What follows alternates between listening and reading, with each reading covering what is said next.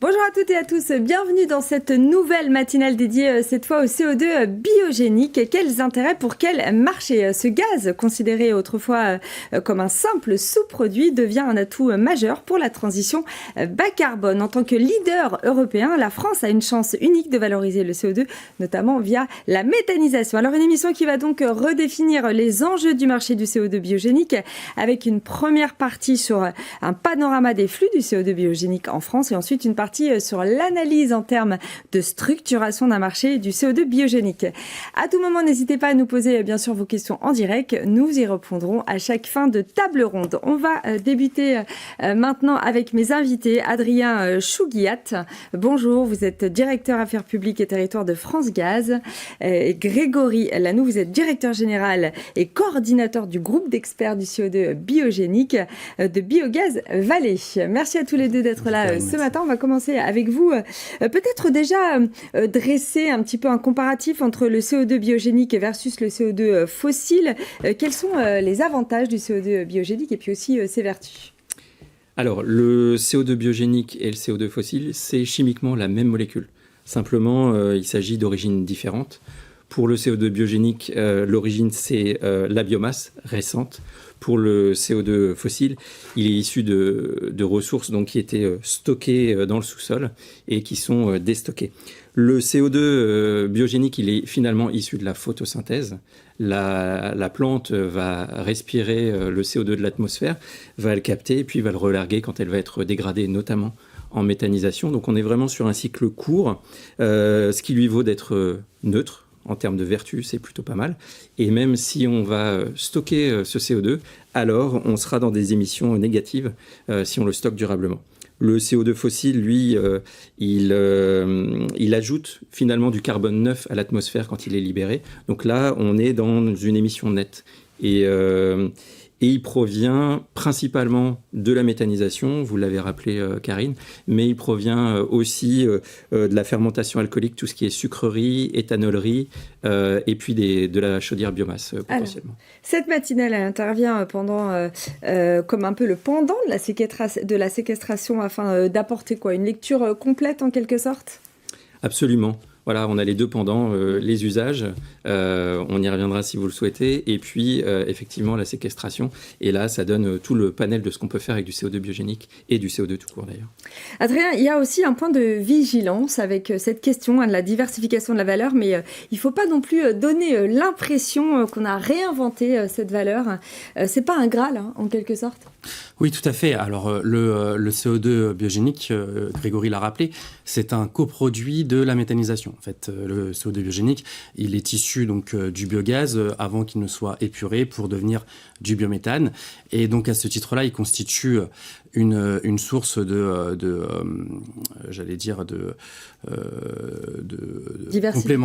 complémentaire de décarbonation à la méthanisation et une source par extension effectivement de diversification de la valeur pour les producteurs, notamment pour les agriculteurs méthaniseurs. Mais vous l'avez rappelé, ce n'est pas un Graal.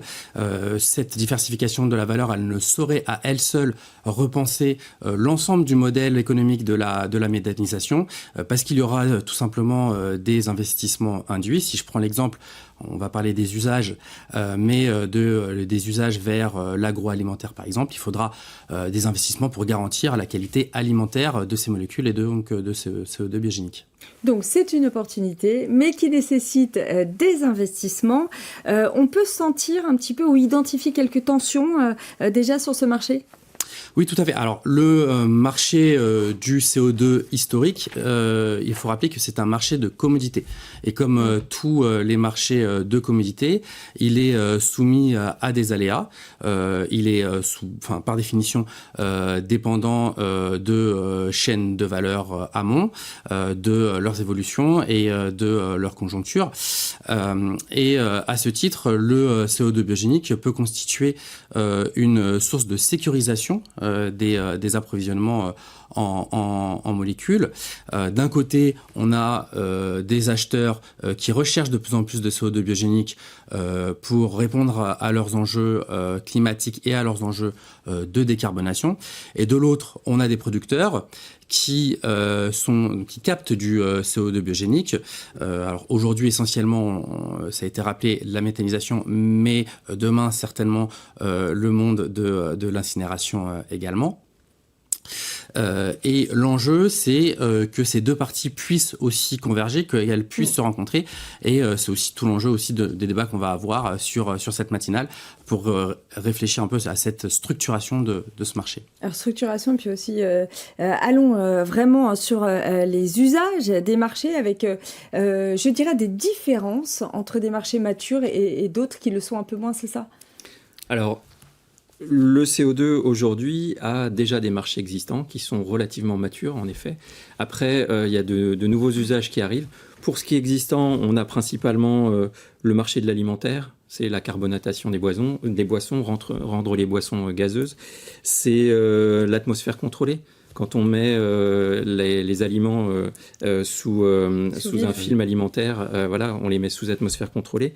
Ça va être tout ce qui est serre et agriculture. Ça va être aussi l'industrie, la chimie. On va faire de la glace carbonique. On va se servir de la molécule en chimie pour faire de l'extraction, par exemple. Bref, des usages, il y en a vraiment énormément partout autour de nous, on l'ignore, mais le marché est déjà là. Et puis après, il y a les marchés qui émergent avec les carburants, le power to gas, et puis on l'a vu précédemment dans une émission antérieure avec la séquestration.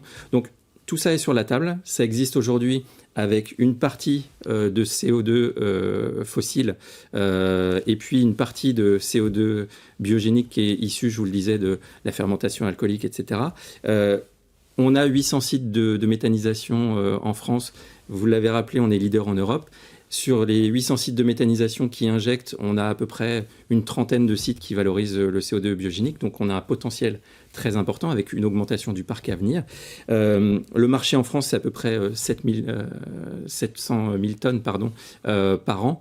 Et dans ce cadre-là, il va falloir trouver une place finalement pour un CO2 qui est produit localement, qui permet de travailler la souveraineté aussi. Je pense qu'il a de belles années devant lui si on est garant de tout ce qu'il faut mettre en place, notamment la traçabilité et la professionnalisation, et c'est à ça qu'on œuvre au quotidien. Adrien, rapidement, en 2 mots, quels seraient les enjeux de cette matinale ? Les enjeux de cette matinale, c'est un petit peu de découvrir d'abord les besoins des industriels, les besoins des acheteurs, connaître ce qu'a rappelé Grégory, leurs attentes quant à la qualité des molécules qui leur seront fournies, et puis du côté des producteurs, leur capacité aussi à valoriser ces molécules et à justement à se diversifier, à diversifier leur activité, puisque cette diversification, elle nécessitera aussi des investissements à la fois économiques et humains. Merci à tous les deux. Eh bien, allons-y, lançons cette matinale avec tout de suite la première table ronde sur le panorama des flux de CO2 biogéniques en France.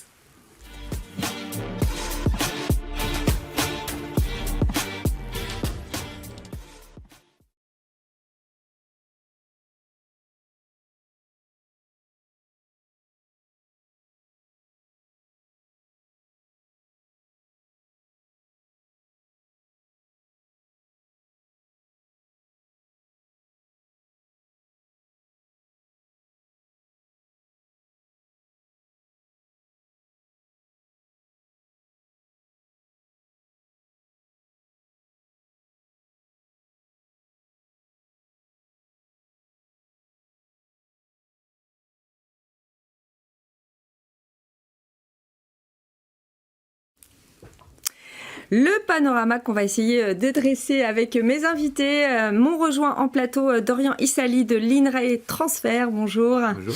Marion Mangin de Keon, bonjour. Valentin Ollier de chez Ecube, bonjour. Et enfin Céline Eudrechet, Rousseau, bonjour de chez Natran. Alors, on va commencer par vous, bien sûr, INRAE Transfert. Déjà, est-ce qu'on peut revenir justement sur cette distinction qui semble importante avec vous, Adrien? Dorian. Dorian, pardon. Bonjour tout le monde. Je m'appelle Dorian Essali, je travaille chez INRAE Transfert. INRAE Transfert, c'est une société privée affiliée à l'Institut INRAE. Et en l'occurrence, une société qui est plutôt en support de l'Institut pour notamment du montage de projets européens, de la prestation basée sur les savoir-faire de recherche. Et en l'occurrence, c'est ce que je fais au sein de cette entreprise, notamment côté évaluation environnementale.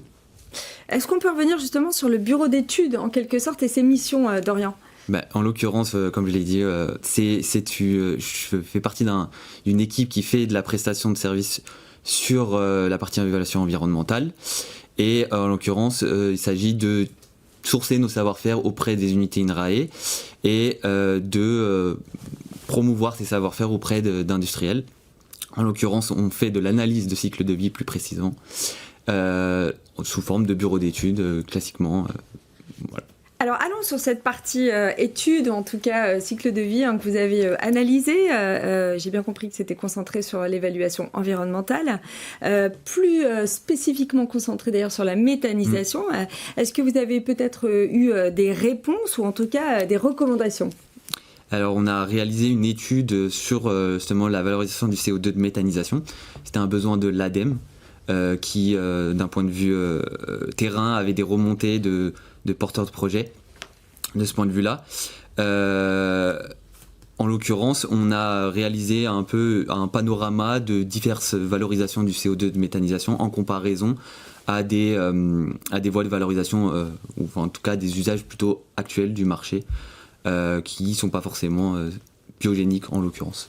Quelle était peut-être la question initiale, les enjeux? Les enjeux, c'était tout simplement de savoir si, d'un point de vue environnemental, il y avait du sens ou une certaine pertinence à valoriser ce CO2-là par rapport à un usage qui se fait actuellement du côté du marché ou des nouvelles voies qui commencent à se créer autour du CO2 notamment, pour par exemple du gaz de synthèse ou de la séquestration. Alors, vous avez fait 3 niveaux d'études. Quels sont vos retours, vos recommandations? Qu'est-ce que vous avez constaté? Alors, on a classifié 3 grandes catégories, comme vous l'avez dit, de filières. Des usages bruts du CO2, des usages où on va transformer le CO2 et des usages où on le séquestre directement. Et on a fait après analyse, nos recommandations sont on va dire orienté à travers ces 3 usages. Côté utilisation brute par rapport à des usages classiques, on ne constate pas forcément de dégradation ou de différence par rapport à la valorisation qui se fait actuellement. Donc pas pour les porteurs de projets qui souhaiteraient valoriser leur CO2 côté méthanisation, plutôt développer ça avec un aspect local et une sobriété côté énergie. Côté transformation, plutôt travailler sur le côté design des projets et manière dont ces projets-là sont montés, dans le sens où c'est pas côté unité de méthanisation qu'on constate les impacts environnementaux. Et pour la partie séquestration, bien évidemment, un bénéfice sur le changement climatique, mais pas nécessairement on va dire favorable sur d'autres catégories d'impact, qui est ce qu'on fait côté analyse de cycle de vie qu'on regarde. Qu'est-ce qui leur sort? Quels seraient les leviers ou les sujets à travailler? Pour reprendre un peu ces 3 catégories, côté utilisation, donc ce qu'on a constaté, c'est plutôt l'aspect local, donc beaucoup de sujets qui vont être sur le transport, les distances, les moyens, etc. Côté transformation, donc le côté design des projets, donc comme je l'ai dit, donc ça va être beaucoup des choix technologiques ou ce genre de choses à optimiser pour faire en sorte que l'impact environnemental soit le plus maîtrisé possible. Et côté séquestration, étant donné que c'est très orienté sur le côté séquestration climatique, sur le volet climatique, plus avoir en connaissance de cause les impacts environnementaux qui seront générés et mieux les maîtriser, donc plutôt le transport, ce genre de choses. Merci Dorian. Manon, du coup, alors vous, chez Kion, vous êtes un acteur historique sur le biométhane, et est-ce que vous pourriez me dire déjà vos missions, revenir sur vos missions, ce que représente le CO2 biogénique pour cette filière méthanisation, mais de votre fenêtre? Bonjour à tous. Donc, de mon côté, effectivement, Manon Mangin, je suis responsable innovation et R&D du groupe Keon. Et le groupe Keon, on est un groupe français qui travaillons sur la production de biométhane. Et ce qui va nous différencier d'autres acteurs, c'est qu'on va être positionné sur toute la chaîne de valeur. Donc, on va travailler sur l'approvisionnement des sites, la production, la maintenance et l'exploitation de ces derniers. Et on a des activités de développement également en Europe de l'Ouest et au Canada. Donc, côté innovation, la valorisation du CO2 de méthanisation, c'est quelque chose qui va être très intéressant parce qu'en fait, dans le cadre de la méthanisation et de la filière méthanisation, on a beaucoup de sites en injection, c'est Grégory qui disait en introduction dans la précédente table. Et donc, cette technologie, on va venir produire du biogaz avec la méthanisation, qu'on va épurer pour l'injecter. Et finalement, ce qui va rester, qu'on appelle le off-gaz, qui est composé à 98-99% de CO2, qui aujourd'hui est rejeté à l'atmosphère. Donc en fait, la valorisation du CO2, c'est récupérer cet off-gaz, le transformer en produit en le liquéfiant et en pouvant le distribuer sur les territoires en circuit court. Et donc ça va être très intéressant parce qu'au travers de la valorisation du CO2, on va créer vraiment un nouveau produit qui est fait à partir de la fermentation de la biomasse et de la méthanisation, donc le bio-CO2, et qui va être... ça va permettre de valoriser un coproduit de la production de méthane et valoriser l'entièreté du biogaz qui est fait sur site.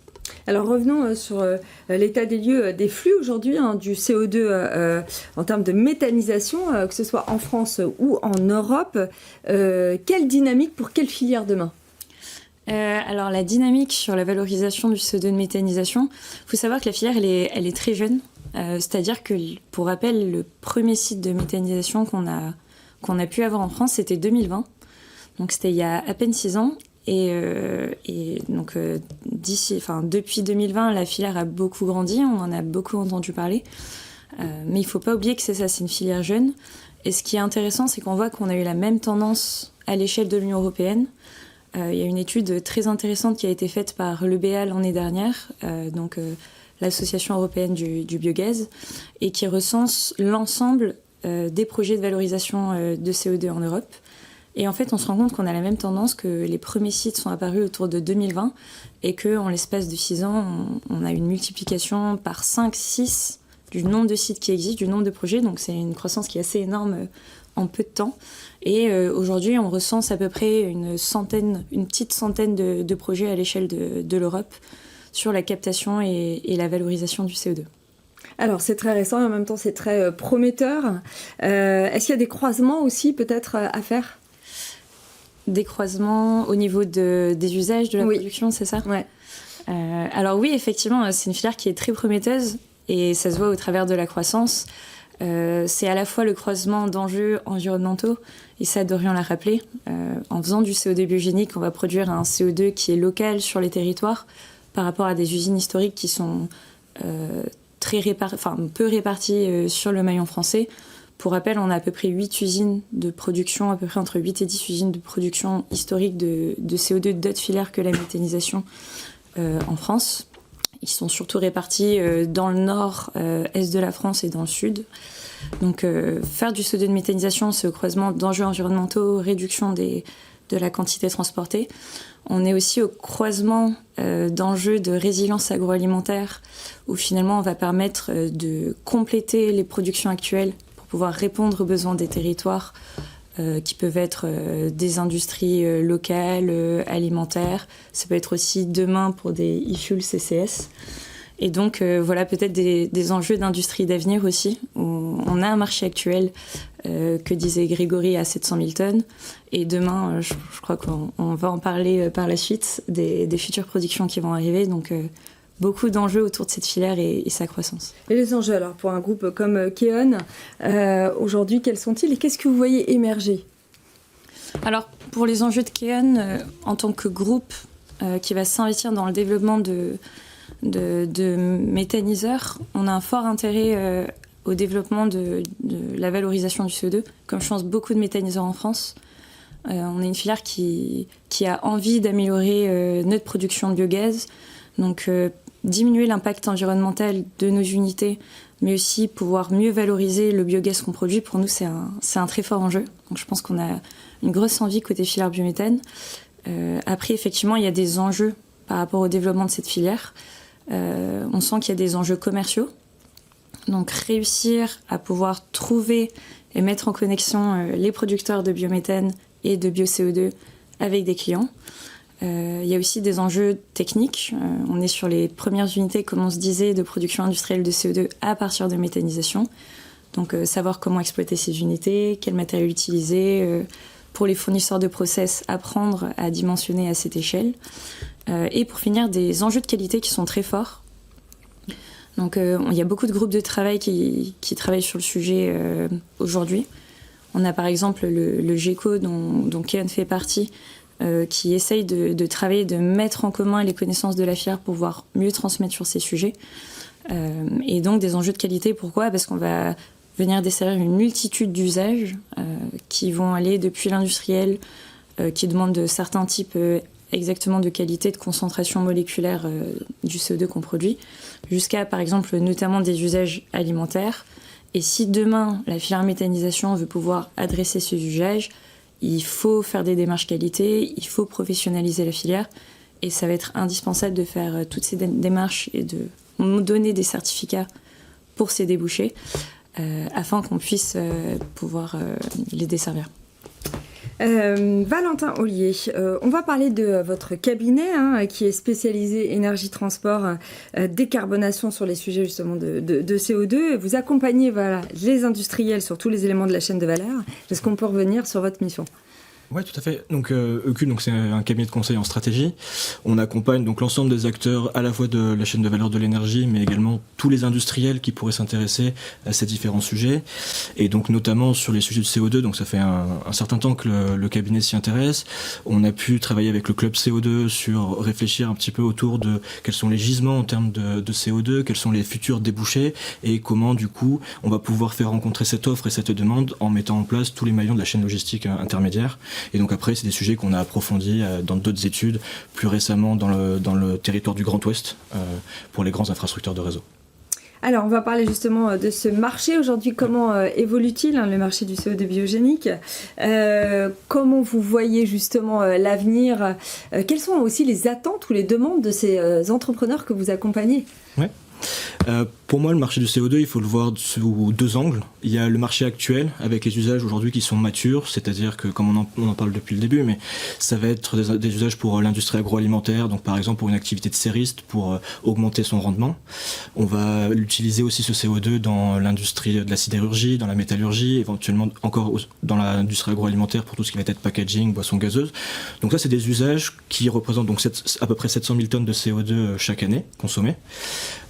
Qui vont éventuellement être en légère croissance ou en tout cas évoluer selon les tendances macroéconomiques de notre société. Mais pour moi, il y a un deuxième aspect à ce marché, qui est le marché donc des nouveaux usages qui vont se développer en lien avec la décarbonation de notre société et notamment tout ce qui est autour de la production de molécules de synthèse.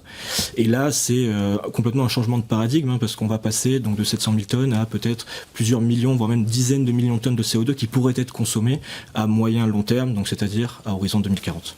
Alors parlons de cette complémentarité ou en tout cas des différences entre le CO2 biogénique et le CO2 fossile. Est-ce qu'ils sont interchangeables ? Est-ce qu'ils n'ont pas vocation à servir les mêmes marchés en quelque sorte ? Ouais. Bien sûr.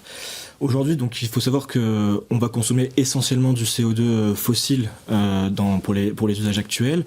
Chimiquement, il n'y a pas de différence entre du CO2 fossile et du CO2 biogénique, c'est simplement du point de vue de l'impact sur le réchauffement climatique, où le CO2 fossile, c'est du CO2 qui était enfoui, donc qui participait pas au réchauffement climatique, et lorsque la production d'énergie a émis le CO2, c'est du CO2 qui vient augmenter le volume de CO2 dans l'atmosphère, et donc qui vient réchauffer l'atmosphère.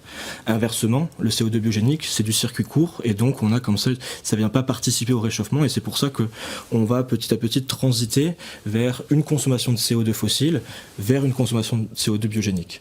Ce qu'il faut avoir en tête, c'est que à date, pour tous les usages actuels, donc encore une fois l'industrie agroalimentaire, la sidérurgie, etc., ils ont pas d'incitation aujourd'hui à consommer du CO2 biogénique. Pour eux, ils vont simplement répondre au signal prix, et si le CO2 biogénique est compétitif, ils viendront sourcer en CO2 biogénique, mais ils vont pas spontanément s'orienter vers ce type de CO2. En revanche, la réglementation est assez claire pour tout ce qui est nouveaux usages. Il faut du CO2 biogénique parce que l'objectif, c'est de décarboner notre société. Et ça, seulement le CO2 biogénique peut y répondre. Il n'y a pas encore de ratio établi De ratio. sur l'utilisation de... Aujourd'hui, on peut revenir en détail sur comment est sourcé le CO2, mais comme le disait Manon, l'essentiel aujourd'hui du sourcing de CO2, c'est en coproduit de l'industrie, donc de raffinerie, d'activités de production d'engrais, et donc je ne vais pas donner un pourcentage, mais c'est la majorité, si ce n'est la quasi-totalité du CO2 qui est sourcé de façon fossile, et seulement les nouveaux acteurs donc, qui se positionnent en valorisation du CO2 coproduit de méthanisation, qui eux vont fournir du CO2 biogénique, et ça représente aujourd'hui un volume relativement restreint, mais que nous on anticipe être en forte croissance, ne serait-ce que pour répondre à cette nouvelle demande. Alors ce changement justement de dimension, en tout cas en termes de volume, d'évolution aussi de besoins, ça implique forcément une structuration du marché, c'est d'ailleurs tout l'objet de notre deuxième table ronde, et également par conséquent la mise en œuvre d'une chaîne logistique complexe. Quelles infrastructures faut-il construire pour acheminer ce fameux CO2 depuis les sites, si j'ai bien compris, de production jusqu'aux industriels ou aux sites de stockage? Tout à fait. Donc effectivement, le fait qu'on va passer donc de quelques centaines de kilotonnes de CO2 consommés à plusieurs millions de tonnes, forcément, il va falloir se structurer, il va falloir développer des infrastructures logistiques. Et donc si on reprend un petit peu la chaîne de valeur et qu'on la séquence, il va y avoir toute la partie captage, qui aujourd'hui est encore une filière émergente. Donc on va venir capter le CO2 non plus uniquement que en raffinerie ou dans les unités d'engrais, production d'engrais, mais également dans tous les autres secteurs industriels pour justement abattre les émissions fossiles résiduelles des industriels et éventuellement capter du CO2 biogénique pour pouvoir valoriser donc ce CO2 dans les nouveaux usages. Donc on a la partie capture, c'est des volumes qui vont représenter, des sites qui vont représenter plusieurs dizaines de milliers de tonnes, voire même centaines de milliers de tonnes, et donc ça, ce CO2-là, il faut le savoir, il faut pouvoir le collecter, donc peut-être via une logistique camion-citerne ou avec des canalisations de collecte pour massifier ces volumes, et une fois qu'on les a massifiés, le transporter vers les sites de consommation ou de stockage, parce qu'on a parlé beaucoup d'utilisation, mais il faut savoir que ce CO2, il peut également être stocké selon sa nature, parce que, pour faire simple, le CO2 fossile à terme, on envisage qu'il sera uniquement stocké pour ne pas contribuer au réchauffement climatique, et le CO2 biogénique, lui, aura un double emploi. Soit il pourra être valorisé dans des molécules pour décarboner notre société, soit il pourra être stocké pour faire ce qu'on appelle du BECS, donc des émissions dites négatives. Est-ce que vous voyez justement les entreprises évoluer ? Qu'est-ce que vous avez constaté le plus ces dernières années ? On a beaucoup d'industriels qui se posent la question dans le cadre de modernisation de leur process, de réfléchir autour de est-ce que je peux capter ce CO2, si je le capte, qu'est-ce que j'en fais ? Parce que il y a une vraie question de synchronicité de cette chaîne de valeur où il faut capter, mais si on capte mais qu'on n'a pas tous les maillons de la chaîne aval qui suivent, on peut rien en faire, et donc du coup pour l'industriel c'est des dépenses qui sont consenties sans pour autant avoir les bénéfices associés, et donc on a toutes ces réflexions de moi je veux bien capter du CO2, mais qu'est-ce que je peux mettre en place pour encourager le stockage, la valorisation, le transport, la collecte, etc. Et donc c'est vraiment une question de structuration.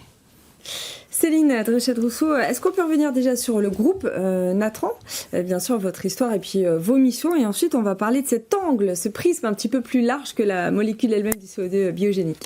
Oui, merci. Donc Natran, c'est le principal opérateur de transport de gaz en France. Nous opérons plus de 30 000 km de réseau. Nous avons une mission de service public puisque nous devons acheminer le gaz depuis les différents points d'approvisionnement, et ces points d'approvisionnement de plus en plus ce sont des points d'injection de biométhane vers l'ensemble des clients dans les territoires, que ce soit les clients industriels directement raccordés à notre réseau ou l'ensemble des clients qui se trouvent sur les réseaux de distribution.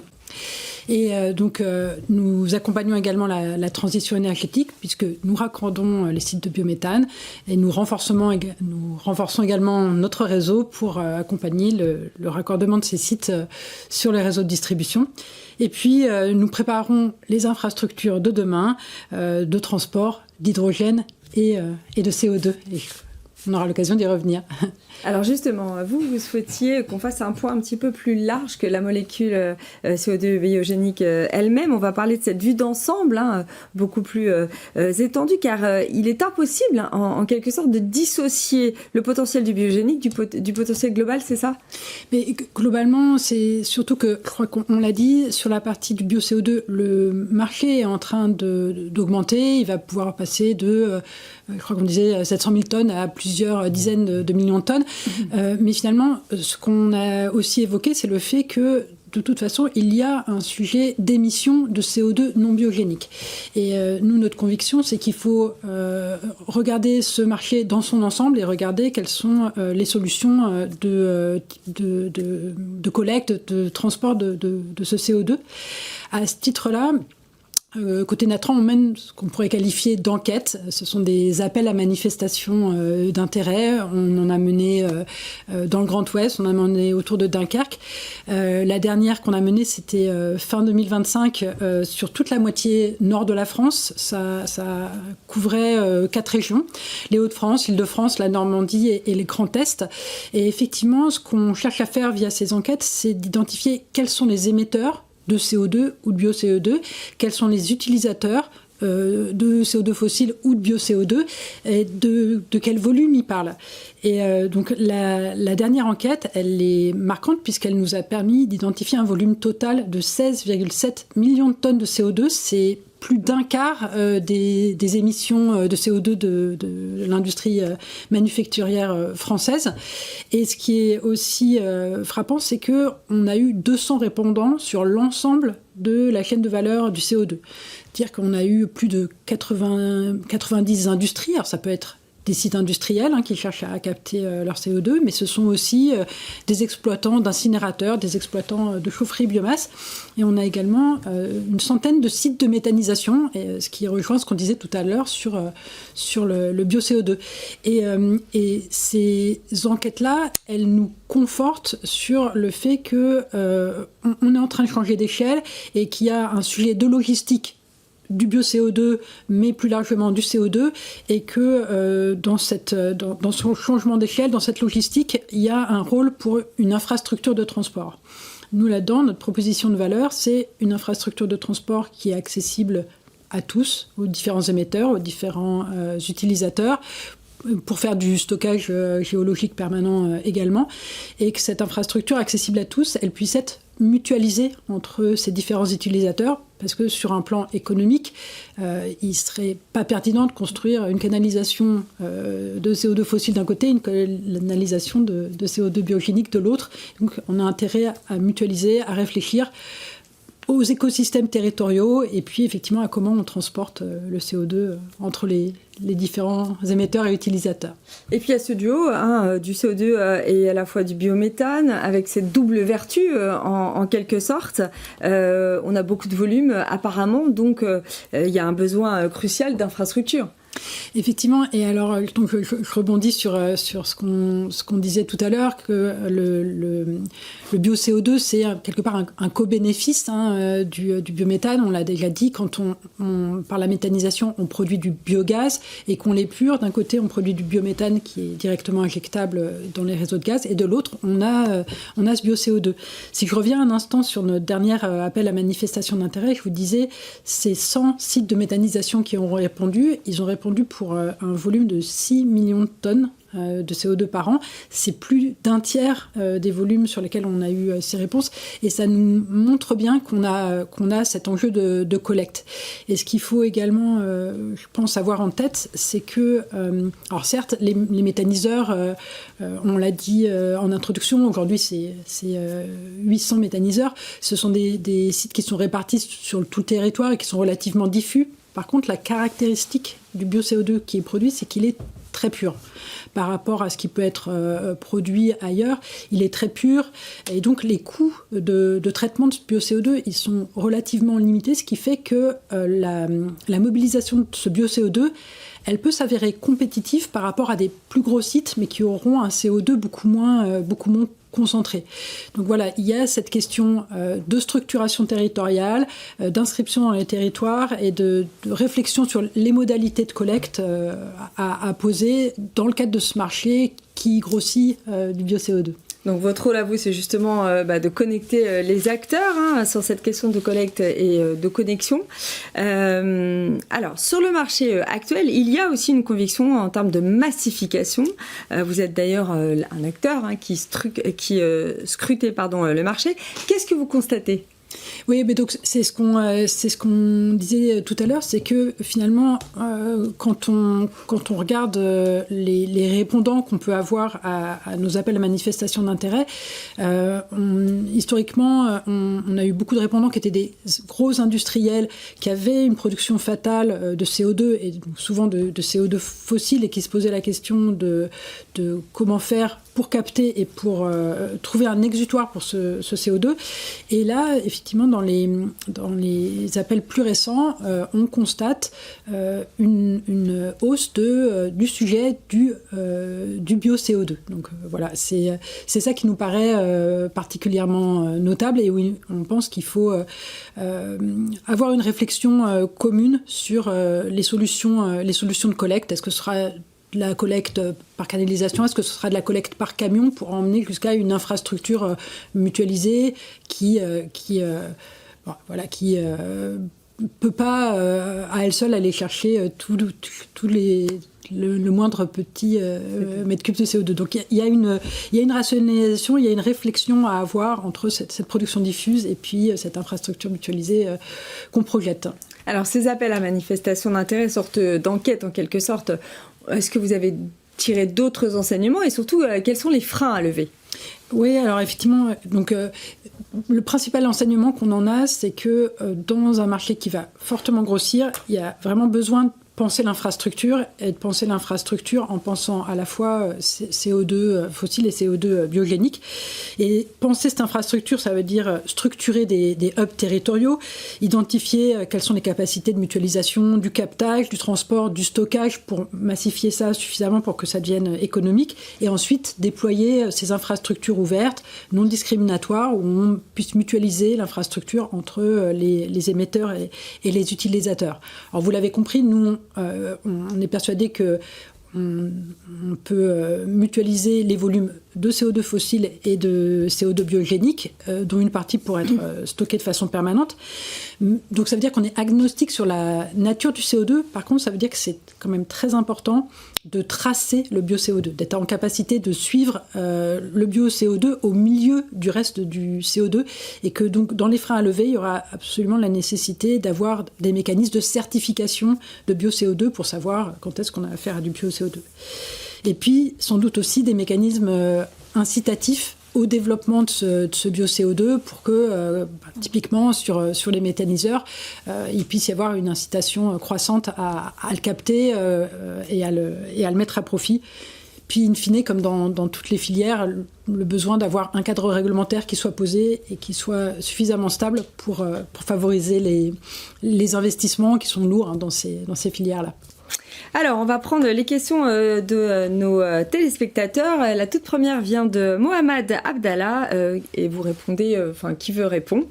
Pourriez-vous nous partager des exemples concrets de nouvelles voies de valorisation du CO2 biogénique issu de la biométhanisation ? Quel est leur niveau de maturité actuel ? Et après, il y a une deuxième sous-question. Par ailleurs, le CO2 nécessite-t-il des traitements spécifiques de purification ? On était justement en train d'en parler. Et est-il ensuite conditionné dans des bouteilles classiques ? Qui veut prendre ? Je prends le début. Allez. Et je laisserai compléter peut-être avec des exemples concrets. Ouais. Donc, en exemple, aujourd'hui, les nouveaux usages, il n'y a pas encore de projets qui sont sortis de terre. Donc, c'est-à-dire que si on sort des usages pour les séristes ou pour, encore une fois, on va pas les reciter, mais il n'y a pas encore de projets concrets qui ont démarré. Par contre, ce qu'on va voir, donc, ça va être la production de SAF, donc carburant aérien durable.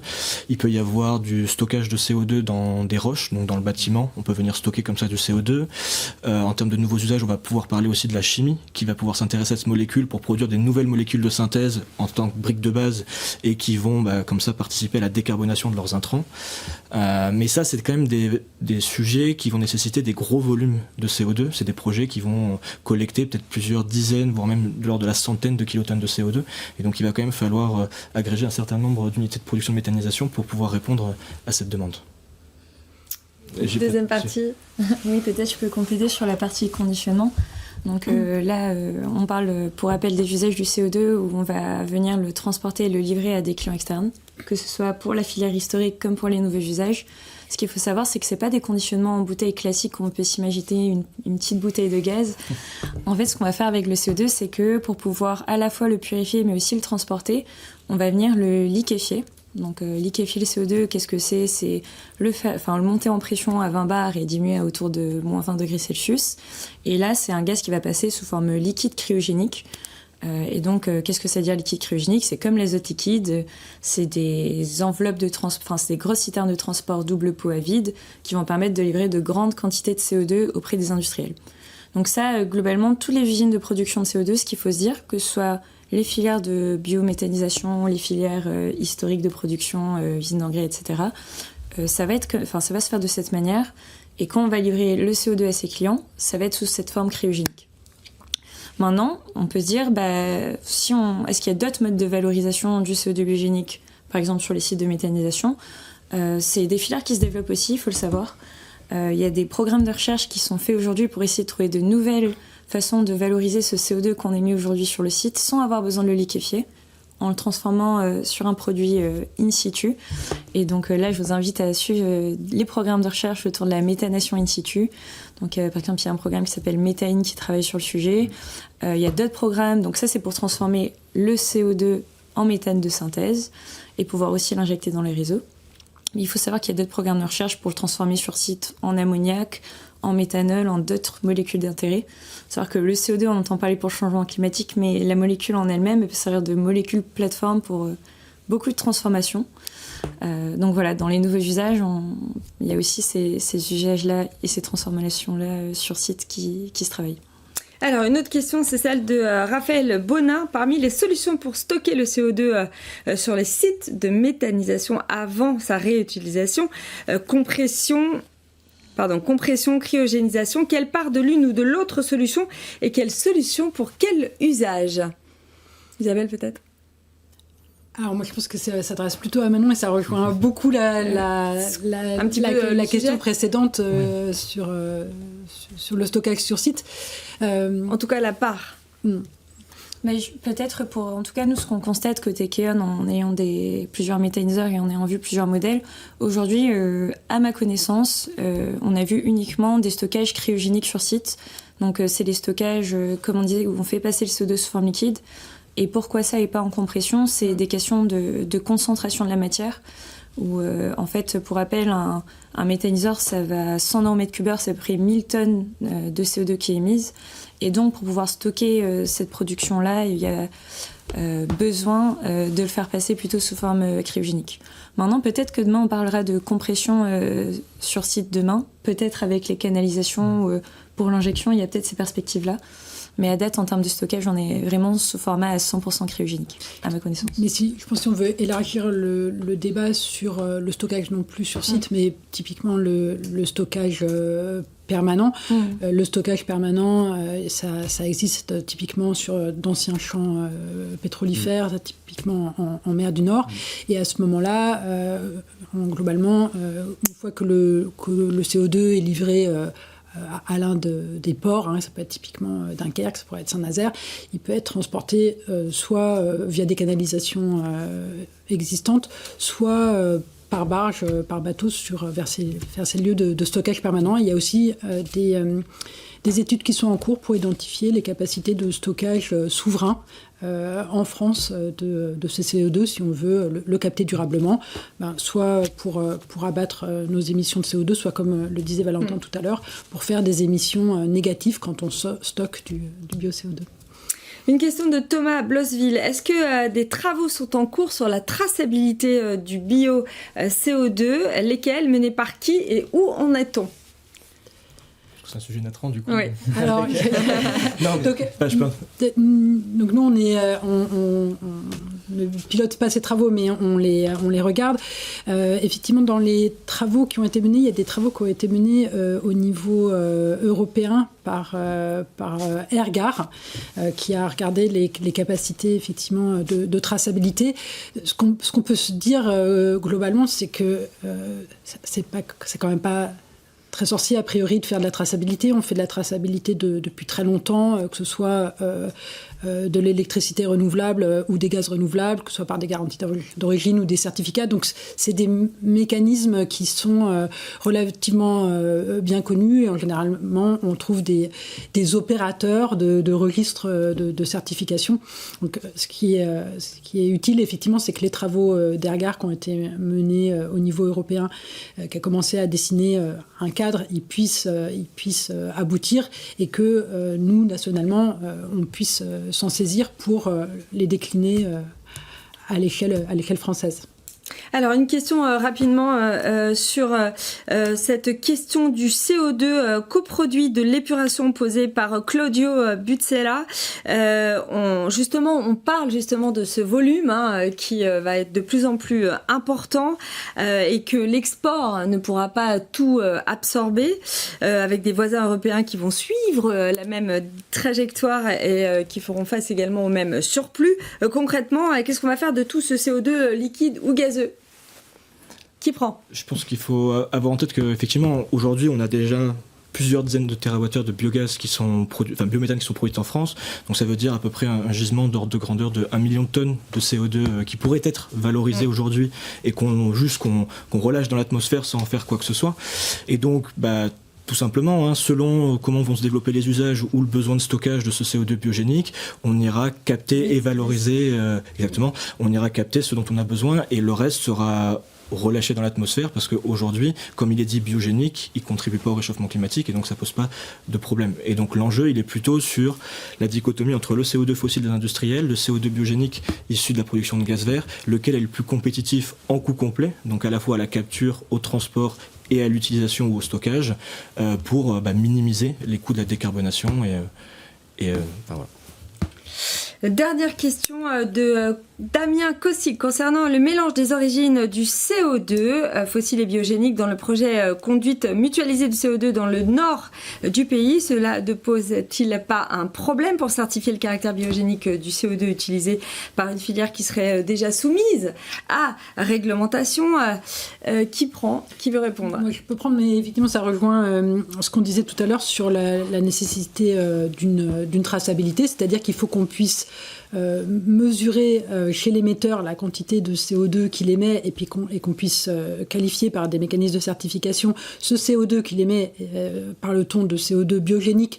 Ce sera le cas typiquement sur du CO2 capté sur un site de méthanisation, ou est-ce qu'on parle de CO2 fossile quand on est chez un industriel. Et à partir de ce moment-là, on a la capacité de suivre sous un format dématérialisé cette quantité de CO2 émise, et à la fin qui l'utilise, qui quelque part sera prêt à payer pour accéder à du bio-CO2 plutôt qu'à du CO2 fossile.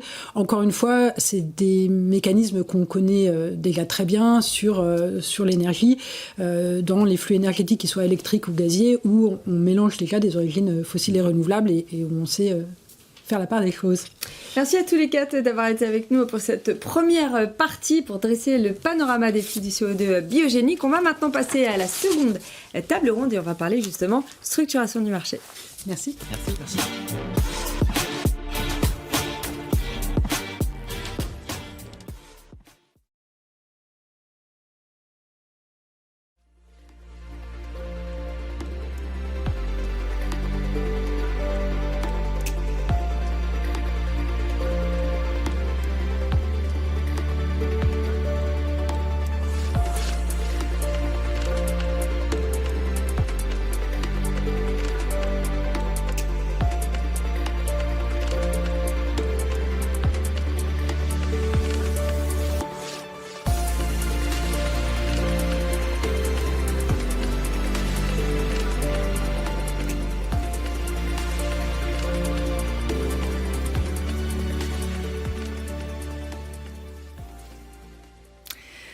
Deuxième table ronde vers la structuration d'un marché du CO2 biogénique. M'ont rejoint Nicolas Spiliert du groupe GRDF. Bonjour. Bonjour.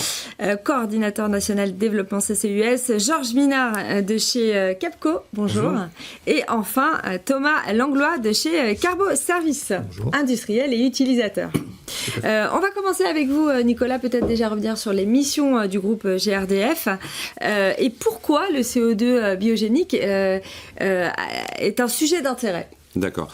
Le GRDF, alors beaucoup de gens connaissent GRDF, et je vais faire écho à ce que ma collègue Céline de Natran a dit juste avant. Donc nous, on est le principal réseau de distribution de gaz en France.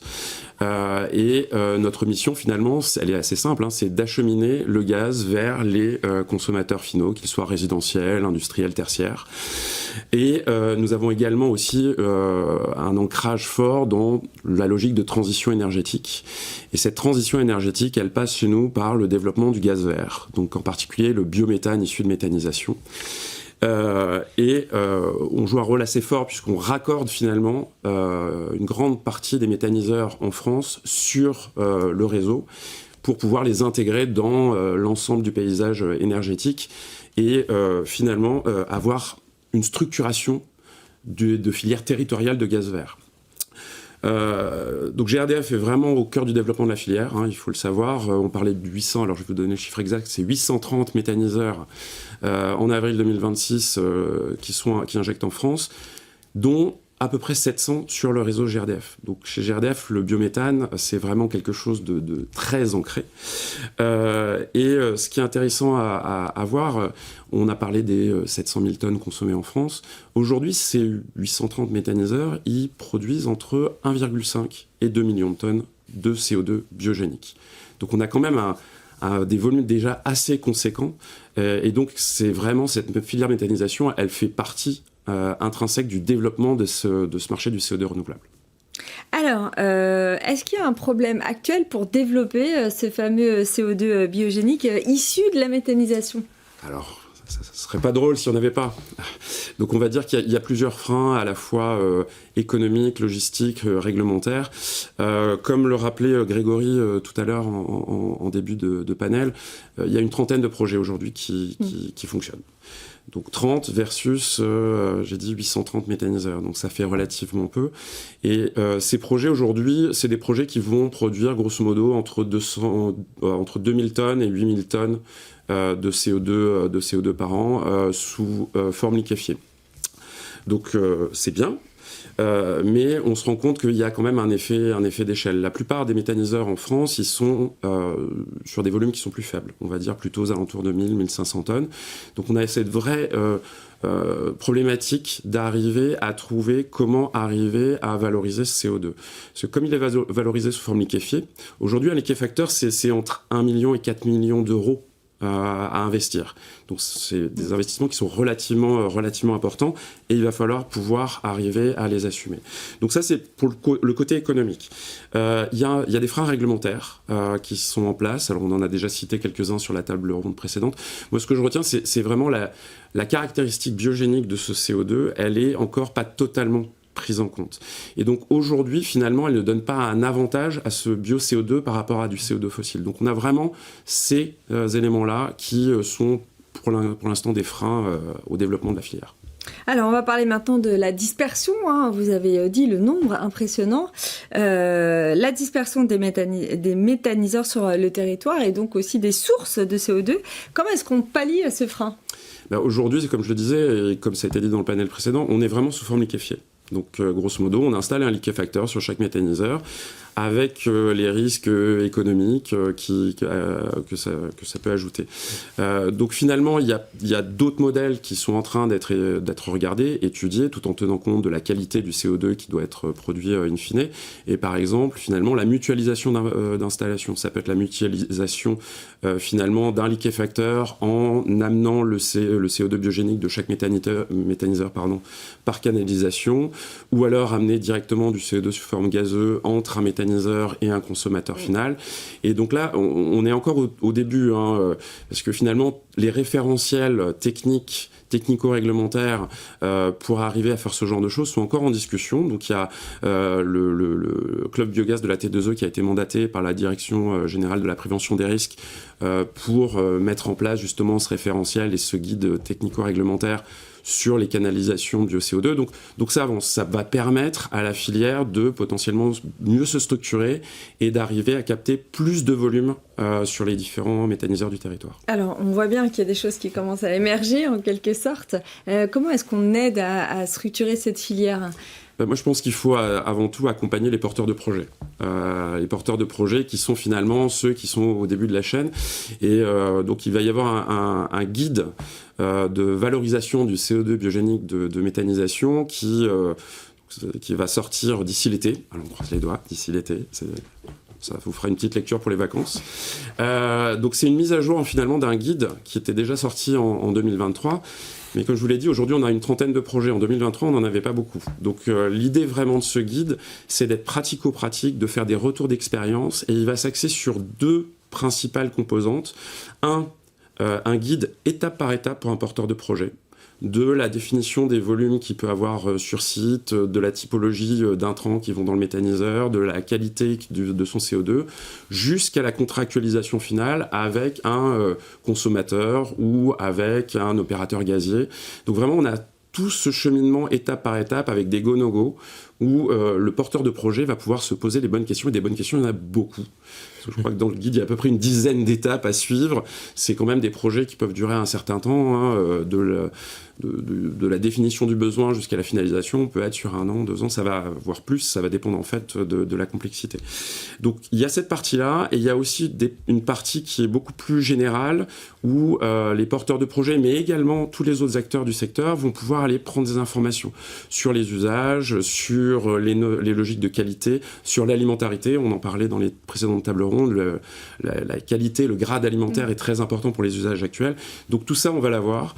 Et on va en plus avoir des retours d'expérience. Et c'est ça qui est intéressant, c'est des vrais projets qui sont sortis de terre dans les 2-3 dernières années, que ce soit sur la séquestration, que ce soit sur de l'utilisation de biodéchets pour faire du CO2 qui va aller chez des serristes. Donc voilà, on a vraiment quelque chose de très pratico-pratique, ancré dans les pratiques du terrain, pour essayer que ça structure un peu plus le marché. Alors, on parle beaucoup de ce besoin d'utilisation du CO2 biogénique, mais on a compris aussi qu'il peut être séquestré, en quelque sorte, stocké et séquestré. Quelles sont aujourd'hui les solutions concrètes pour stocker durablement le CO2 issu de cette fameuse méthanisation ? Alors, en fait, on a deux approches principales. Je crois que c'était Céline tout à l'heure qui parlait justement de la séquestration en mer du Nord. Donc, on a de la séquestration géologique. Donc c'est le cas de la mer du Nord par exemple, et puis on a de la séquestration dans les matériaux.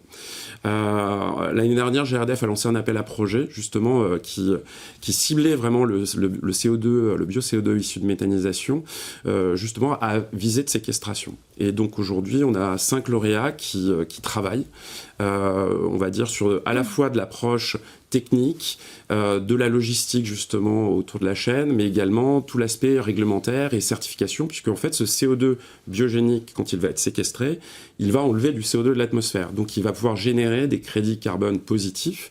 Donc en fait c'est un peu gagnant-gagnant. Et on va avoir 2 grandes thématiques qu'on traite au travers de ces appels à projets, qui sont donc la séquestration dans les matériaux.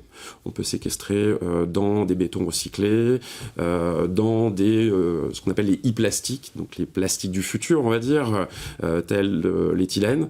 Et on va avoir la séquestration géologique. Et donc, on parlait de séquestration géologique en mer du Nord. Je vais nous rapprocher un petit peu plus de la France. Les projets qu'on soutient aujourd'hui, c'est aussi de regarder de la séquestration en France, à proximité des sites de méthanisation.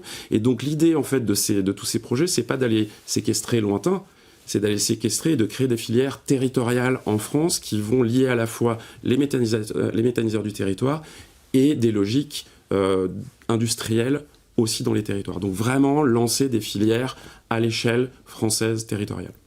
Allez, pour terminer, c'est quoi les enjeux pour vous que vous voyez là en termes de structuration, ce qui va être le plus complexe ? Le plus complexe pour moi, c'est d'arriver justement à mettre en adéquation cette offre qui finalement est importante et qui va le devenir de plus en plus parce que le développement de la méthanisation, on va avoir 44 TWh, c'est la dernière PPE pour 2030, donc 44 TWh, ça fait beaucoup de millions de tonnes de CO2 qui vont arriver sur le marché potentiellement. Et il va falloir trouver les usages en face. Donc on parlait beaucoup du développement des fuels, des e-carburants. Donc oui, il y a un problème pour faire se rencontrer. Et donc la logistique de collecte et d'acheminement de ce bio-CO2, que ce soit par par camion, par des conduites de collecte ou par les grandes artères de transport dont parlait Natran juste avant. Ben voilà, il y a vraiment cette structuration, elle va passer par là.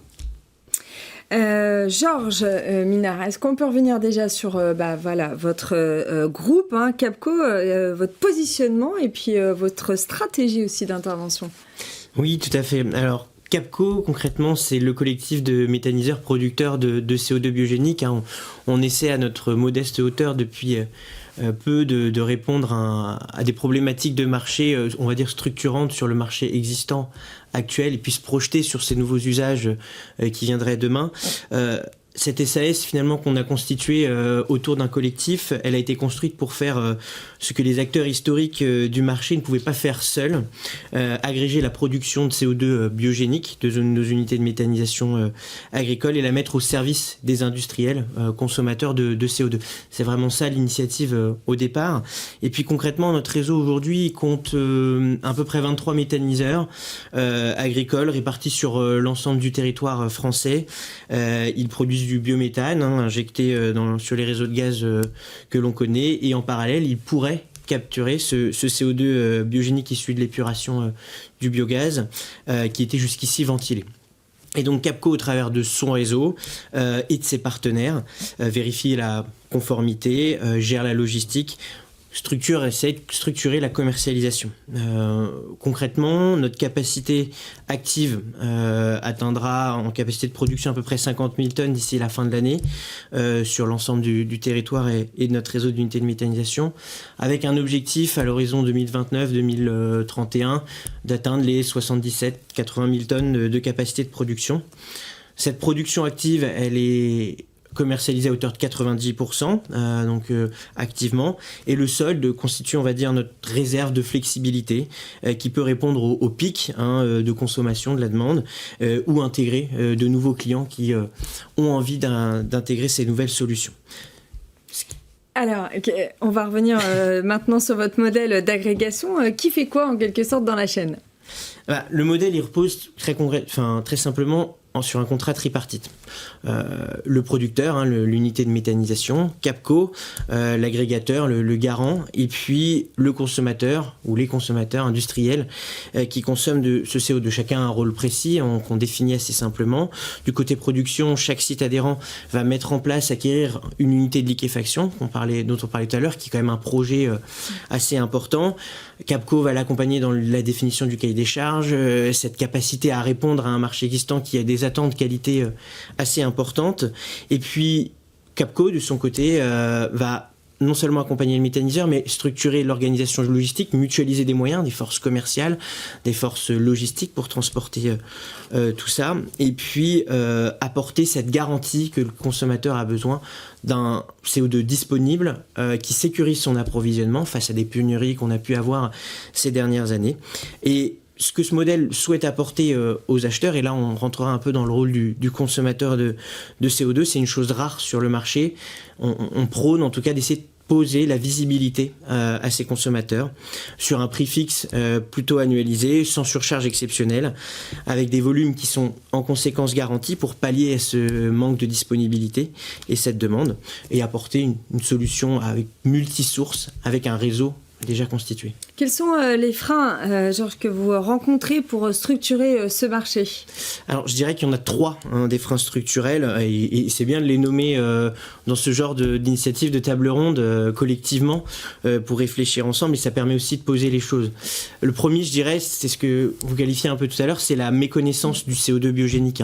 Un acheteur de CO2 aujourd'hui, quand on va lui parler de ça, il va préciser mais qu'est-ce que c'est en fait exactement, j'en fais quoi, quelle est la caractérisation du CO2 biogénique exactement, et puis est-ce que finalement c'est le même CO2 que celui que je connais habituellement, le CO2 fossile?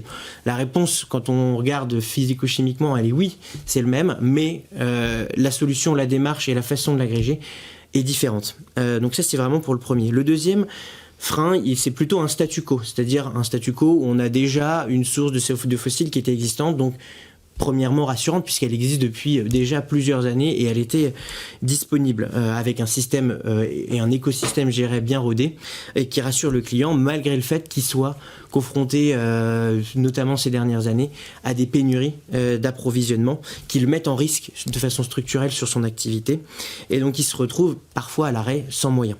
Et puis le troisième, c'est le temps d'investissement initial côté producteur. Je reviens là-dessus, mais il faut investir quand même dans une capacité de liquéfaction du CO2 qui va représenter entre 1 million, 3 millions, 4 millions, même on parle des fois selon la taille et la recherche de captation qu'on va pouvoir faire. Il faut le certifier. Donc là, on va essayer de mutualiser pour répondre à tout ça. Et c'est un peu notre rôle finalement de rendre cet investissement lisible et de le sécuriser côté consommateur par des contrats. Alors, quelle réponse apportez-vous justement à ces freins à court et moyen terme ? Est-ce que c'est la filière qui manquait en quelque sorte ? Peut-être, l'avenir nous le dira, et puis je laisserai nos partenaires, en tout cas consommateurs de CO2, en parler, mais je dirais qu'il y a quand même 3 leviers. D'abord, c'est la démonstration par les faits. On a des consommateurs au sein du réseau Capco, donc sur le marché existant, avant de parler du marché de demain, qui risque d'augmenter la demande. C'est des consommateurs issus de différents secteurs, l'industrie agroalimentaire, la pharmaceutique, on a parlé aussi en introduction du maraîchage pour la photosynthèse des plantes. Et donc ces références, elles existent, en tout cas elles existent chez nous. Et par ces moyens-là, on va apporter de la réassurance, du retour d'expérience et donc permettre de donner davantage de visibilité ou de lisibilité sur la manière dont ça se structure. Le deuxième, c'est l'accessibilité contractuelle. Là, de cette même façon, on va essayer à notre modeste hauteur de proposer ces contrats lisibles, le plus durable possible, avec un prix transparent, stable et dans un écosystème où on demande quand même de la compétitivité. D'où la nécessité pour nous de travailler en collectif et de mutualiser des moyens. Et puis à moyen terme, c'est adresser un nouveau marché, de nouvelles typologies de consommation du CO2 qui vont drastiquement augmenter les besoins et donc la demande. Et donc on a 2 visions de choses là-dessus, densifier le maillage territorial pour répondre à ces besoins, les concentrer au travers des moyens, et puis adresser ces nouvelles applications qui auront aussi des attentes bien particulières, je pense au e-fuel et au e-SAF. Très rapidement, les attentes justement de part et d'autre. Les attentes de part et d'autre, ce que les consommateurs attendent, c'est surtout une sécurisation, une possibilité aussi de décarboner avec une solution plus locale, et donc par ce moyen-là, une meilleure maîtrise de la source et de la relation commerciale. Et puis, ce que j'entends pour l'ensemble des acteurs de la filière, et c'est le sens de cette matinale, c'est qu'on arrête de considérer le CO2 biogénique comme une option expérimentale. Nous, on l'a déjà prouvé concrètement, sans nous retourner vers uniquement cela, mais vous pourrez l'observer chez nous, en tout cas chez nos consommateurs clients, vous pouvez aller leur demander. Alors justement, un industriel et utilisateur est là, on va lui poser toutes ces questions, enfin en tout cas une partie avec Thomas Langlois et votre témoignage qui est très important. Est-ce qu'on peut déjà partir sur la présentation de Carboservice et vos missions ? Bien sûr. Donc Carboservice est une PME industrielle qui a un peu plus de 40 ans maintenant et qui est spécialisée dans la production de produits qui vont générer du froid. Nos clients ayant des problématiques de conservation de température de leurs propres produits, souvent pendant des applications de transport. Donc ça touche un nombre de secteurs d'activité assez important. On va aller du transport en lui-même, donc l'aérien, ferroviaire, par camion. Ça va être le transport de produits biologiques, le transport d'organes. Ça va être le transport de produits agroalimentaires. On a également des process industriels comme le nettoyage cryogénique qui sont des consommateurs de glace carbonique. Et donc aujourd'hui, le principal produit que je fabrique, c'est de la glace carbonique, comme je viens de le dire. Donc c'est du CO2 sous forme solide cette fois.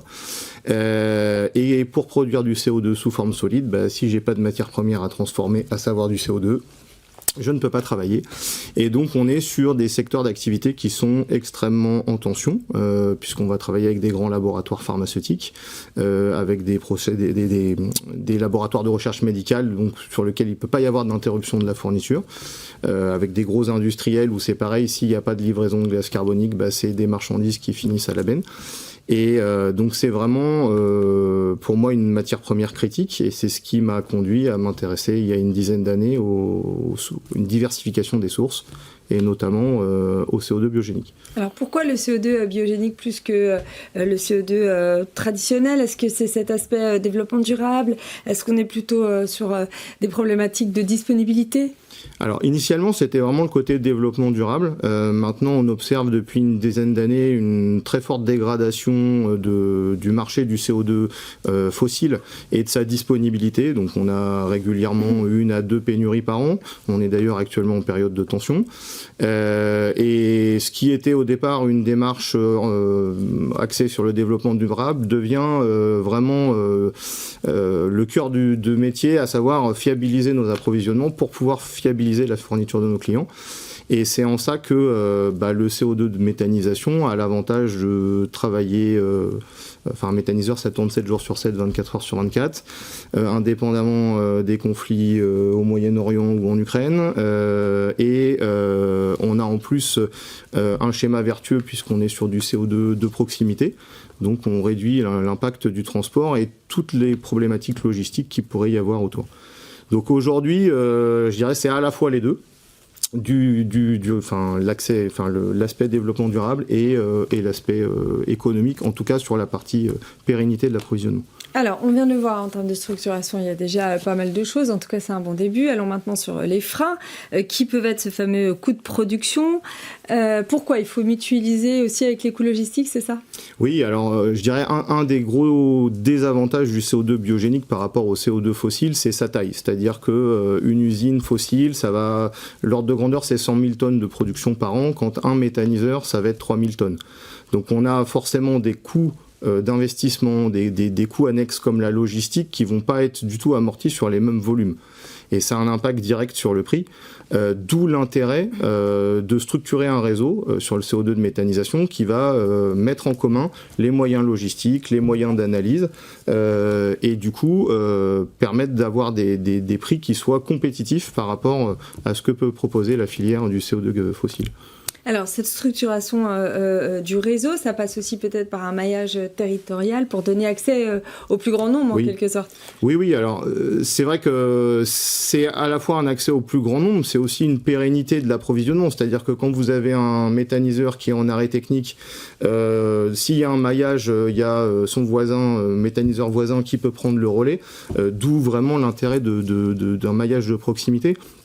Et c'est vrai que c'est pour moi quelque chose qui est très important. Encore une fois, je reviens sur la pérennité de la fourniture, et qu'aujourd'hui, on n'a pas du tout sur le CO2 fossile, d'autant plus que, vous l'avez cité précédemment, le marché du CO2 fossile du CO2 va augmenter énormément les prochaines années, avec des nouveaux besoins qui arrivent. Et aujourd'hui, on est sur un marché qui est déjà à saturation. Et donc sans apport de nouvelles sources de CO2 et sans une structuration de ces nouvelles sources de CO2, il va y avoir des problèmes de disponibilité encore plus importantes.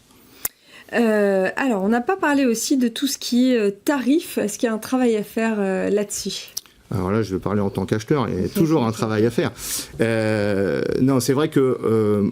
dans mon cas précis, la glace carbonique, c'est inconsommable. Donc, je vais avoir beaucoup de mal à expliquer à mon client qu'un produit qui, de toute façon, va finir à la poubelle, il est plus valorisé, donc ça justifie un coût plus élevé. Donc, c'est important qu'on reste sur des gammes de prix qui soient relativement proches du CO2 fossile, tout simplement parce que je pense qu'il y a beaucoup d'applications industrielles qui auront du mal à répercuter ces coûts. D'autant qu'encore une fois, aujourd'hui, la conjoncture économique fait que toutes les augmentations de coûts sont difficiles à passer.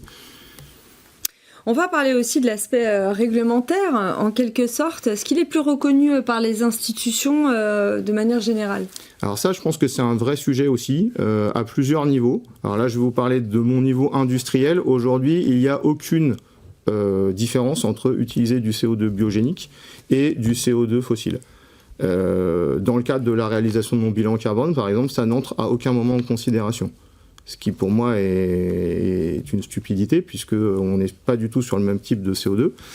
Et au-delà de ça, pour avoir suivi depuis une dizaine d'années des projets de méthanisation, le manque de reconnaissance de ces sujets par les pouvoirs publics et donc par d'éventuels subventionnements de ces dossiers est dramatique parce que encore une fois, on en parlait sur la partie génération de méthane. On sait que ça représente beaucoup. Le CO2 potentiel qui est émis à partir du moment où le méthaniseur fonctionne, le CO2 est émis. Qu'il ne soit pas récupéré, encore une fois, c'est une hérésie. Et qu'il n'y ait pas de reconnaissance de ça par les pouvoirs publics et pas de dispositif qui soit envisagé pour ça. Et je trouve ça un peu désolant. Quels sont les enjeux pour terminer pour une société comme la vôtre ? Avoir des partenaires de CO2 fiables. Et encore une fois, je pense qu'il faut vraiment s'inscrire. Il va vraiment y avoir une transformation du paysage de la production de CO2 dans les années à venir.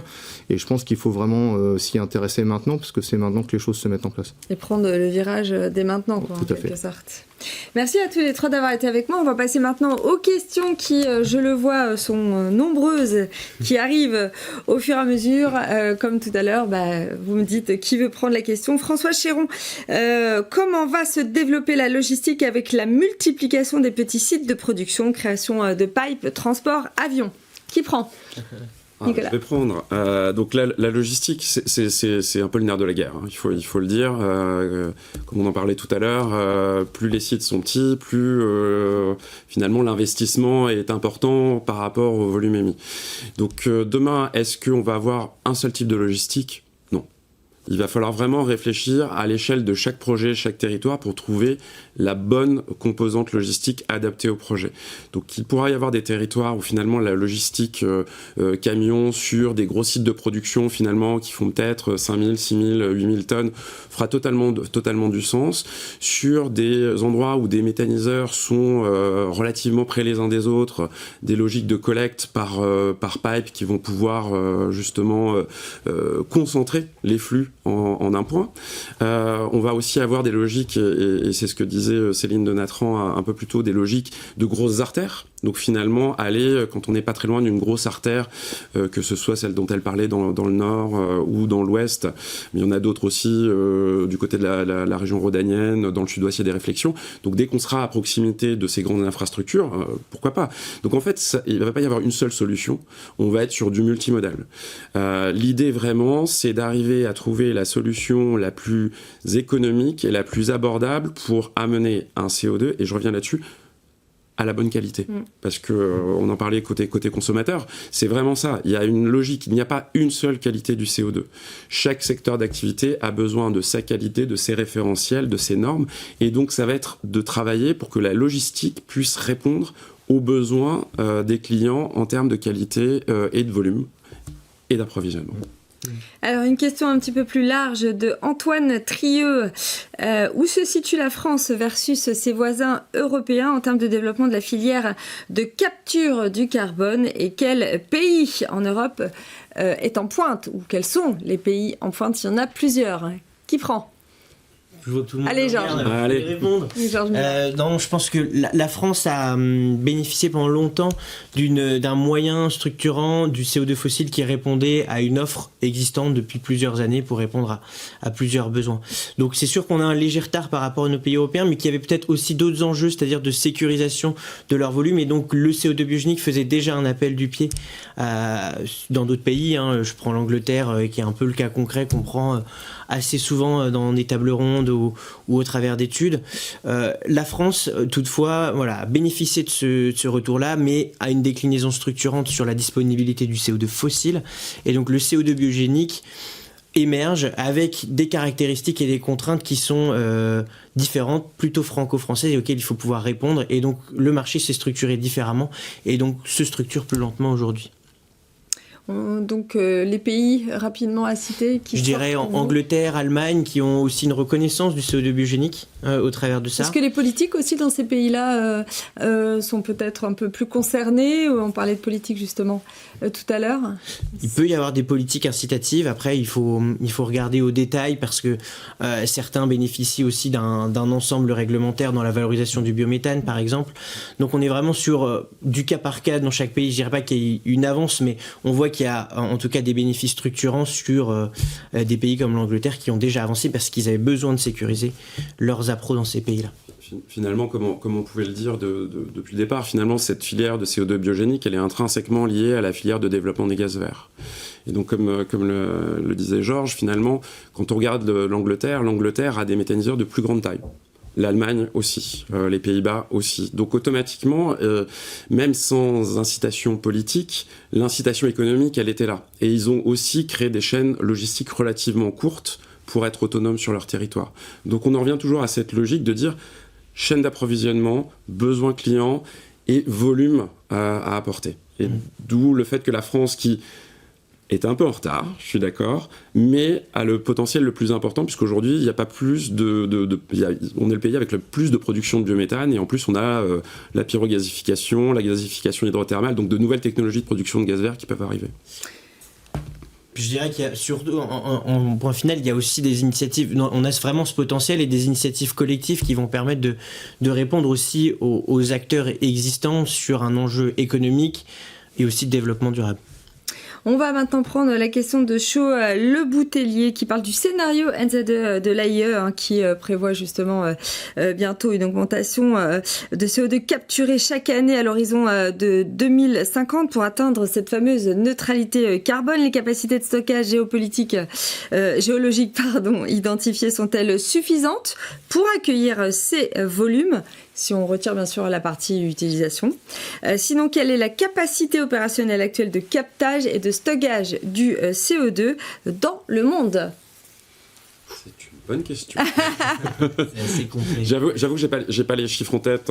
Mais sans parler en tout cas l'AIE a fait justement tout un recensement des capacités mondiales et a essayé de le mettre en regard justement de ce dont il y a besoin de séquestrer, et en particulier, là on parle de CO2 biogénique, ce qui doit être séquestré en priorité, en tout cas pour arriver à la neutralité carbone, c'est le CO2 fossile. Le CO2 biogénique, je dirais que c'est génial, c'est du bonus, et il faudra en stocker aussi pour justement faire de la négativité, et arriver justement à être mieux que neutre en carbone. Ce qui est important à mettre en place, en face, c'est pas uniquement les capacités de séquestration et les capacités de stockage, des réservoirs déplétés en mer du Nord, en Méditerranée, pour ne parler que de ceux qui sont autour de nous. Il y a déjà finalement des puits assez vastes et qui vont couvrir un certain nombre d'années. Et il faut aussi mettre en regard la baisse des émissions de CO2 fossile qui devra être effectuée. Parce qu'encore une fois, on parlait depuis le début des deux tables rondes de dire on fait s'affronter le CO2 biogénique versus le CO2 fossile dans les utilisations ou dans la séquestration. C'est pas totalement vrai. C'est-à-dire qu'à l'avenir, le but du jeu, ça sera d'avoir que du CO2 biogénique dans les utilisations. Si on prend les e-carburants, à partir de 2041, ils pourront plus être fabriqués avec du CO2 fossile. Ça ne sera que du CO2 biogénique. Donc, quoi qu'il arrive, les usines qui produisaient du CO2 fossile pour l'utilisation, à un moment ou un autre aussi, devront réduire la voilure. Donc, on a vraiment cette logique de remplacement. Donc, en priorité, séquestrer le CO2 fossile, utiliser du CO2 biogénique et arriver à séquestrer du CO2 biogénique pour en retirer de l'atmosphère. Voilà un petit peu la logique de la chose. Une question pour Capco. Pourriez-vous me préciser les composants du prix fixe annualisé de la molécule de bio-CO2 pour un contrat tripartite ? C'est Ahmed Boualem qui vous pose cette question. La composante principale, elle reste quand même la production de CO2 sur le prix de revient. Finalement, Thomas le qualifiait très bien tout à l'heure. On a des unités de production qui sont 6 fois plus petites que celles historiques issues de production d'ammoniac, 6 à 7 fois, voire 8 fois pour certaines. Donc finalement, on a un coût de revient qui est nécessairement plus important. Mais par contre, ce qui va compenser ça, c'est la proximité logistique, parce qu'on a un deuxième composant du prix livré, on va dire, chez le consommateur de CO2, c'est le transport qui est une capacité et une compétence de niche, le transport cryogénique, donc en citerne roulante pour transporter ce fameux CO2 liquide qu'on parlait dans la première table ronde. Et donc les deux principales composantes sont finalement la production et le transport. Et si on fait un zoom sur la décomposition, on va dire, du coût de revient sur une production d'une unité de méthanisation, c'est finalement des éléments assez concrets qu'on retrouve dans une unité de méthanisation, à savoir l'électricité, de la maintenance, de la main-d'œuvre, et puis surtout un amortissement d'une unité de liquéfaction qui est quand même assez important et qu'il faut pouvoir amortir et sur lequel il faut pouvoir se reposer sur des contrats qui apportent de la visibilité et donc des projets qui s'inscrivent dans le développement durable au sens économique de la chose. Alors restons sur l'aspect économique avec une question de Thomas Blossville. Quel est actuellement l'écart de coût entre le CO2 biogénique et bien sûr le CO2 fossile? Qui prend? Je peux le lire. Il est, on a parlé tout à l'heure du ratio entre la capacité de production et la capacité de production du CO2 biogénique sur une unité de méthanisation. Je dirais qu'il est 6 fois différent. Après, c'est le mécanisme de commercialisation et de mise en marché qui fait qu'on peut atteindre des coûts ou des prix compétitifs de marché avec des initiatives, on va dire, de mutualisation des moyens qui vont permettre finalement d'essayer d'égaliser sans opposer ces deux typologies. Alors, je rajoutais une chose, c'est que le prix aujourd'hui du CO2 fossile, il est un peu à la tête du client et plutôt à sa localisation géographique. C'est-à-dire que vous pouvez avoir du 80 € la tonne si vous êtes à proximité d'une usine et vous pouvez avoir 250 si vous êtes dans le cœur du Massif central. Voilà, aujourd'hui, la logistique, le coût de l'acheminement de la molécule est rapidement un vrai frein dans la tarification. Et je pense que c'est là que le CO2 biogénique a une vraie carte à jouer avec des sources de proximité, certes avec une molécule qui va être plus chère au départ que son concurrent fossile, mais avec un coût de transport qui va être bien moindre. Et c'est là-dessus aussi que le maillage territorial, pour moi, a un vrai sens. Thomas disait tout à l'heure, l'interruptibilité. C'est-à-dire qu'on a des clients aujourd'hui qui, parce qu'ils sont peut-être trop petits ou qu'ils ne sont pas prioritaires, vont se retrouver à être interrompus dans certaines périodes de l'année. Donc finalement, ou alors, ils vont devoir payer un prix d'interrompu. Parce qu'on parle de prix qui va fluctuer déjà entre les régions, mais sur l'année. C'est-à-dire que le prix du CO2 qu'un sériste peut payer en janvier ou en plein milieu de l'été ne va pas être forcément... saisonnalité alors ? Suivant les activités, il peut y avoir un aspect saisonnalité. Ouais. Il y a un aspect saisonnalité de la demande.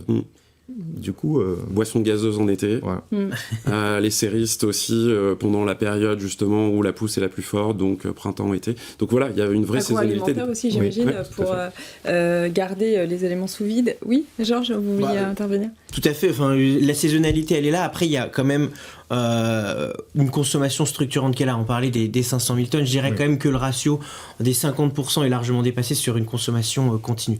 Après, on a un autre volet qui est plus variable, qui dépend de la consommation, on va dire, du consommateur quotidien selon la typologie de produit qu'il peut avoir, et puis de la météo, par exemple, sur certaines applications. Donc après, cette saisonnalité, elle est plus ou moins importante selon les années, selon la manière dont se dessine le marché, et après on fait appel à des phénomènes plus structurants, économiques, dans lesquels on va peut-être pas rentrer, on pourrait rentrer dans les longs débats autour de tout ça. Merci à tous les trois d'avoir été avec nous pour cette matinale. Merci à toutes et à tous d'avoir participé à cette matinale consacrée ce matin au CO2 biogénique.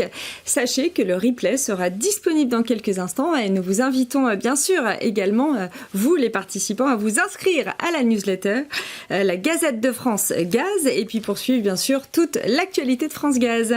Prochain rendez-vous le 22 septembre pour le grand congrès France Gaz à Paris. Très belle fin de journée.